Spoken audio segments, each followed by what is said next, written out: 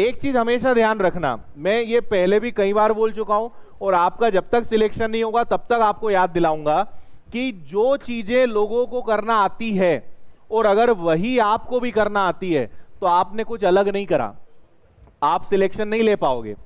जो चीजें लोगों को करना आती है और आपको आती है तो आप में उनमें कोई अंतर हुआ क्या? नहीं। लेकिन जो उन्हें नहीं आता और आपको आता है वो आपको आगे करेगा। समझ में आया? जैसे जहां पे टफ चैप्टर्स की बात आती है, चाहे ज्योमेट्री हो, एलजेब्रा हो, ट्रिग्नोमेट्री हो, मेंसुरेशन हो, नंबर सिस्टम हो, कंपाउंड इंटरेस्ट हो, मिश्रण हो, ये ऐसे चैप्टर्स हैं जिनसे हम भागते हैं, ठीक है। लेकिन क्या हमारे भागने से ये परीक्षा में नहीं आएंगे? आएंगे ना। तो परीक्षा में अगर ये आएंगे तो ये तो करना आना चाहिए। अब करके कौन आएगा? जिसको आता होगा और जो इन चैप्टर्स को इंटरेस्ट लेकर सीखेगा, है ना। तो सीखोगे तो एग्जाम में आप बाकी लोगों से आगे रहोगे। मैंने आपसे पहले भी कहा है, जैसे अभी एमपीएसआई हो, पटवारी हो, कांस्टेबल हो, जो भी हो, अब आप देखना कम से कम 15 लाख लोग फॉर्म भरेंगे। लेकिन अगर कांस्टेबल की वैकेंसी आई या जो भी है तो लगभग 5000 वैकेंसी आएगी। एसआई की आई तो कितनी आएगी? 1000 के आसपास भी आ जाए तो बहुत बड़ी बात है। पटवारी आ गई तो 8-9 हजार के आसपास की उम्मीद है। तो 15 लाख लोग परीक्षा देंगे और उसमें से आपको कितने में आना है? हजारों में आना है।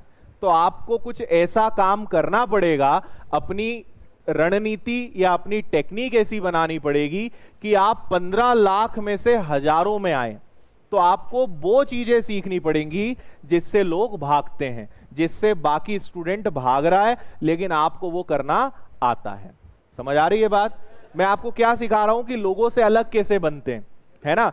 जिसमें मजा आ रहा है, जो करना अच्छा लग रहा है वो तो सब करेंगे, लेकिन जिसमें मजा नहीं आ रहा है उसमें मजा लाना पड़ेगा, सीखना पड़ेगा, तो सिलेक्शन होता है। और ये जो चीज मैं आपको समझा रहा हूं ये कब समझ में आती है?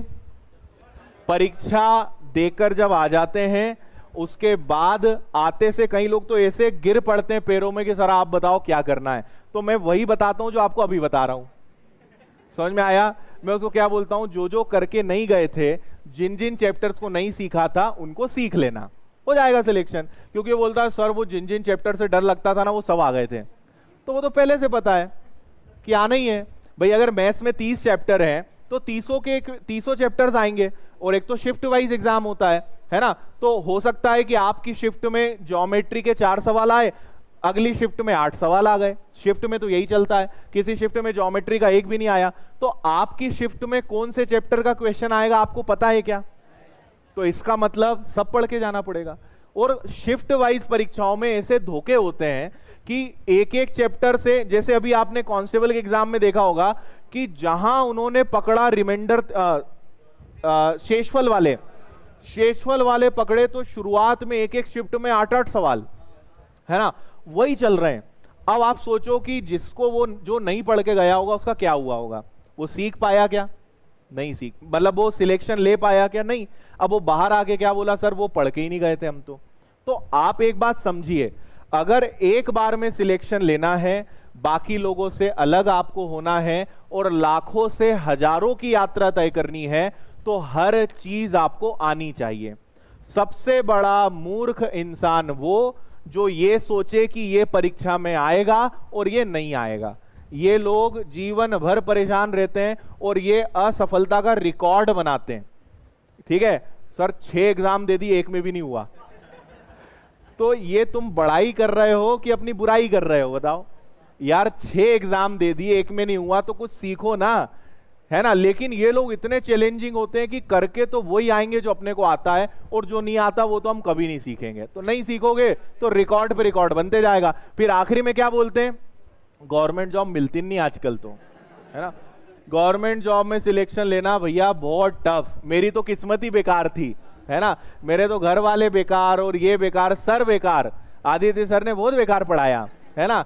तो आखिरी में सब बेकार हो जाते हैं, बस वो इंसान सबसे सही होता है। पर मुझे एक बात बताओ, आप सबको गलत सिद्ध कर दो, लेकिन बर्बाद कौन हुआ? खुद ही हुए ना। तो अपनी समझदारी से हम ही बर्बाद होंगे। इसलिए जो बोला जा रहा है वो मानो, और भीड़ को मत फॉलो करो, आईएमपी के चक्कर में मत भागो कि ये आता है ये नहीं आता है। आप पेपर उठाओ, आपको पता चलेगा कि सब कुछ आता है और सब कुछ सीख कर जाना पड़ेगा। और सीखने का समय परीक्षा के पहले है, परीक्षा के बाद नहीं है। परीक्षा के बाद तो मुझे समझाना ही नहीं पड़ेगा आपको कुछ, क्योंकि फिर तो आप ही अंतर्यामी हो जाओगे। जब ठोकर लग जाती है ना तो फिर इंसान को कुछ नहीं समझाना पड़ता। लेकिन समस्या क्या है, मुझे केवल एक ही टेंशन होती है कि यार एक तो बड़ी मुश्किल से एग्जाम्स हो रहे हैं, है ना, आप अपनी अति समझदारी के चक्कर में मौका हाथ से निकाल दोगे, फिर अगली बार मौका कब मिलेगा किसी को नहीं पता, नुकसान तो आपका ही हुआ ना।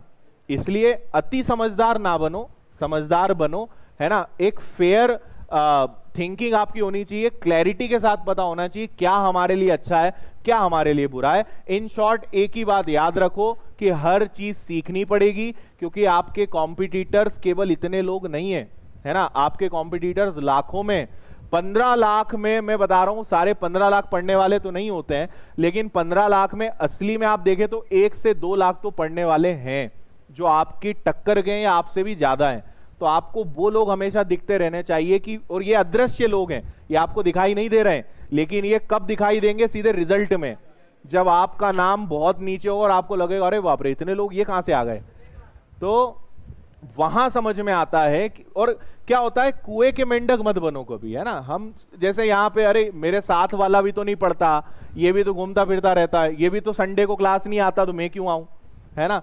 तो आप अपने मूल उद्देश्य को याद रखें कि आपने कोर्स क्यों ज्वाइन किया है, आप कोचिंग क्यों आए हो, आप विनर्स क्यों आए हो, या आपका आज के समय में उद्देश्य क्या है ना। आपका सबसे बड़ा उद्देश्य क्या है आज की डेट में, सिलेक्शन लेना, है ना।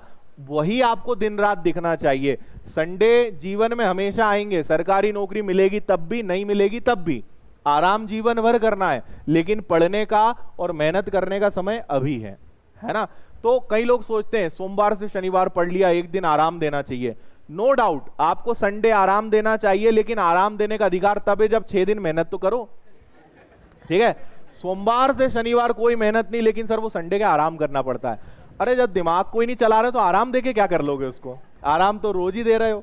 और क्या इसके पहले आपने आराम नहीं दिया, क्या इसके पहले आपने खूब नींद नहीं ली, सब करा, खूब त्योहार मनाए, खूब रक्षाबंधन मनाए, है ना, खूब घर गए, लेकिन क्या मिला, बेरोजगार के बेरोजगार।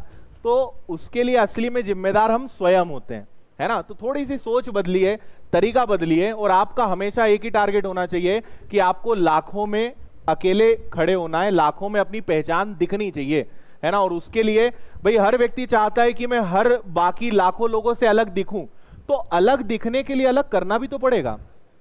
आप एक नॉर्मल तरीके से जी रहे हो, साधारण तरीके से पढ़ाई कर रहे हो, और आप बात करते हो कि मैं लाखों में एक दिखूं, तो लाखों में एक दिखना है तो लाखों में एक जैसा काम भी तो करना पड़ेगा। जो लाखों लोग नहीं कर रहे हैं वो तुमको करना पड़ेगा, तब तो लाखों में एक दिखोगे। तो भीड़ से अलग दिखना है तो भीड़ से अलग करना पड़ता है, ठीक है। इसी भाषण के साथ, इसी प्रवचन के साथ आज की सभा समाप्त की जाती है। उम्मीद है आपको वो आनंद की अनुभूति प्राप्त हुई होगी, है ना। तो एक बार जोर से बोलेंगे, भारत माता की वी आर। बहुत बहुत धन्यवाद।